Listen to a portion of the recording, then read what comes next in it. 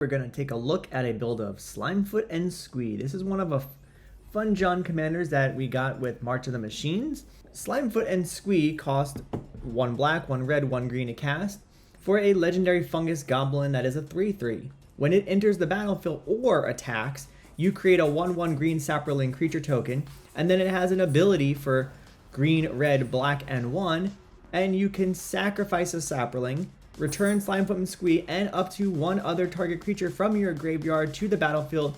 You can only do this at sorcery speed. So let's take a look at what we have in the deck, and then we'll go over some of the combos and how this deck functions. We run 27 creatures in the deck, most of what you would expect. Carrion Feeder is a sack outlet for us, so that is one of our combo pieces.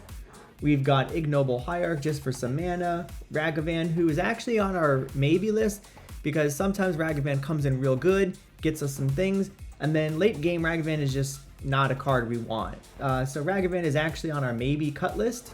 Skirk Prospector helps us, it's a sack outlet for us, as well as it makes us mana, so if we're sacking Slimefoot and Squee, we could make some red mana possibly with it. Viscera Seer, another sack outlet, but this one also helps us scry, so we could be sacking and scrying things to try to manipulate our deck a little bit. Blood Artist helps us ping our opponents down, so with Blood Artist out and some of our other combo pieces, our opponents are going to be slowly drained from the table and we're going to gain life. Dockside helps us to make a bunch of mana, and with Slimefoot and Squee and some of our other pieces, we could actually make infinite mana. Orcish Bowmasters is great in this deck because with Slimefoot and Squee and our combo pieces, we can actually kill the table with this if we make infinite mana, because we return Slimefoot and Squee and Orcish Bowmasters, and then we keep sacrificing them over and over and over, and every time Orcish Bowmasters enters the field, it deals a damage to any target, and that's one way we can eventually kill the whole table. Witherbloom Apprentice, another combo piece that doesn't actually involve our commander, so if we get in a pickle, this might be one way that we can cause our opponents to lose. Docent of the Fallen Leaf is a very underplayed card. It makes it so that our opponents can't play any spells except during their own turn, so if we're getting ready to go off, we slam the Docent. Either they counter it or they don't, and then we either win, or hopefully they lose.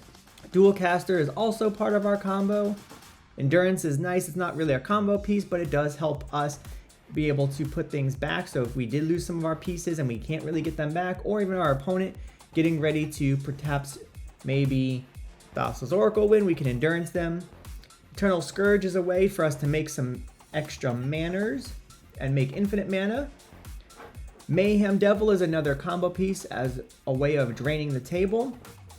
Sprouting Thrix is not really a combo piece, but it does help us make sapperlings, which are a key part of our combo. Squee the Immortal, we all know what we're going to do with Squee the Immortal.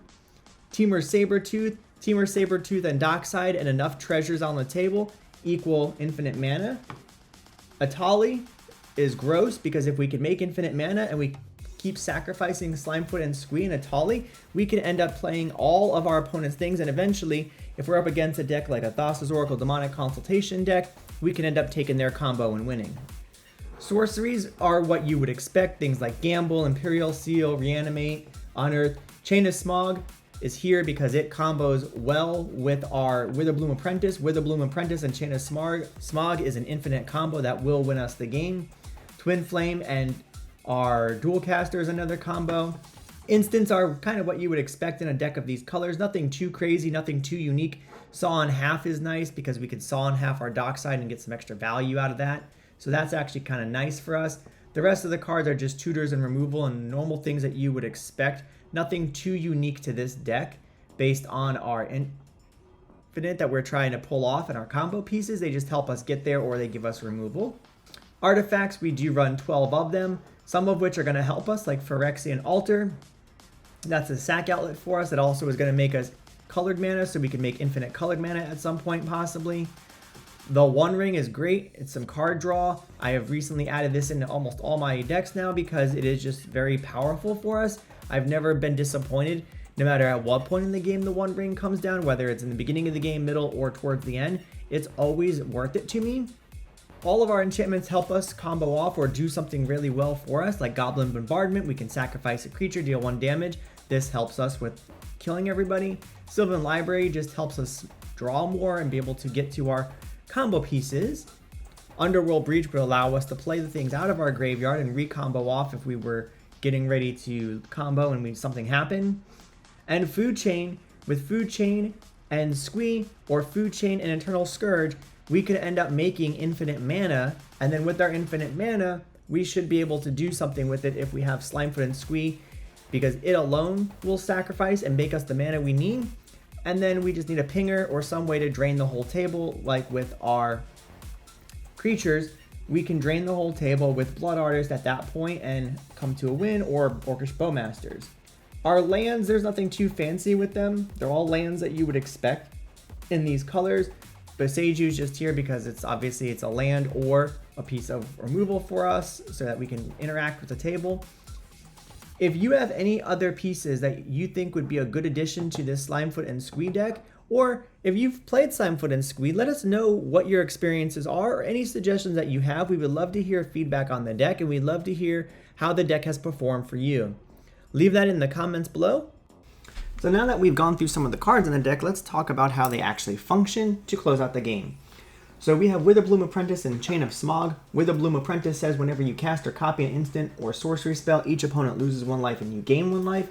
Chain of Smog says target player discards 2 cards from his or her hand, then they may copy this spell and may choose new targets. So you discard your hand, but you are copying Chain of Smog over and over and over. Every time you're copying it, it is triggering Witherbloom Apprentice, and your opponents will slowly be drained from the game. This is one of our infinite combos that we have in the deck.